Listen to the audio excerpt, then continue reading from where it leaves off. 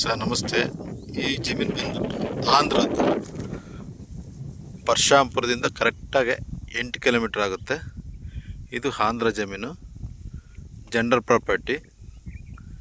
ಈ ಜಮೀನಲ್ಲಿ 8 ಎಕರೆ ಐತೆ, ಭಾಳ ಚೆನ್ನಾಗೈತೆ. ಈ ಜಮೀನು ಬರೀ 7.5 ಲಕ್ಷ ಕೊಡ್ತಾರೆ. ಈ ಜನರಲ್ ಪ್ರಾಪರ್ಟಿನೇ. ಈ ಕಡೆ ಆಂಧ್ರದಲ್ಲಿ ಪಟ್ಟಾ ಜಮೀನು ಅಂತಾರೆ, ಇದನ್ನ ಪಟ್ಟಾ ಜಮೀನು ಅಂತಾರೆ. ಪಕ್ಕ ದಾಖಲಾತಿ ಎಲ್ಲ ಇದ್ದಾವೆ, ಕೊಡ್ತಾರೆ ನಿಮ್ಮ ಕೈಯಲ್ಲಿ. ನೀವು ಚೆಕ್ ಮಾಡ್ಕೊಂಡು ಆಗುತ್ತಂದ್ರೆ ನೀವು ರಿಜಿಸ್ಟ್ರೇಷನ್ಗೆ ರೆಡಿ ಮಾಡ್ಕೋಬೋದು. ದಾಖಲಾತಿ ಎಲ್ಲ ಕೊಡ್ತಾರೆ. ನೀವು ಜಮೀನು ನೋಡಿದ ತಕ್ಷಣ ಭಾಳ ಚೆನ್ನಾಗೈತೆ, ಉದ್ದಕ್ಕೆ ಚೌಕಟ್ಟಾಗೈತೆ. 8 ಎಕರೆ ಜಮೀನು ಇದು. 8 ಎಕರೆ ಜಮೀನು, ನೀರಿನ ಸೇಫ್ ಭಾಳ ಚೆನ್ನಾಗೈತೆ. ತೋಟಗಳು ಸುತ್ತಮುತ್ತ ತೋಟ ನೋಡಿ, ಅಡಿಕೆ ಕಾಣಿಸುತ್ತೆ ನೋಡು. ಈ ಕಡೆನೂ ಅಷ್ಟೇ ಸುತ್ತ ತೋಟ ಐತೆ. ಬೀಳ್ಬಿಟ್ಟಾರೆ ಅಷ್ಟೇ ಜಮೀನು, ಯಾರು ಮಾಡೋಕ್ಕಾಗಲಿಲ್ಲ, ಬೀಳ್ಬಿಟ್ಟಾರೆ. ಜಮೀನು ಭಾಳ ಚೆನ್ನಾಗೈತೆ, ಎಲ್ಲ ಗಿಡ ಮರ ಬೆಳೆದಿದ್ದಾವೆ.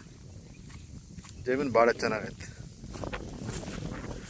ಆಂಧ್ರದ್ದು ಪರಶಾಂಪುರದಿಂದ 8 ಕಿಲೋಮೀಟ್ರ್ ಆಗುತ್ತೆ. ಚೆನ್ನಾಗೈತೆ ನೋಡಿ ಸರ್, ನೋಡಿ ಜಮೀನು ಹೆಂಗೈತೆ. ರೆಡ್ ಸಾಯಿಲು ಭಾಳ ಚೆನ್ನಾಗೈತೆ.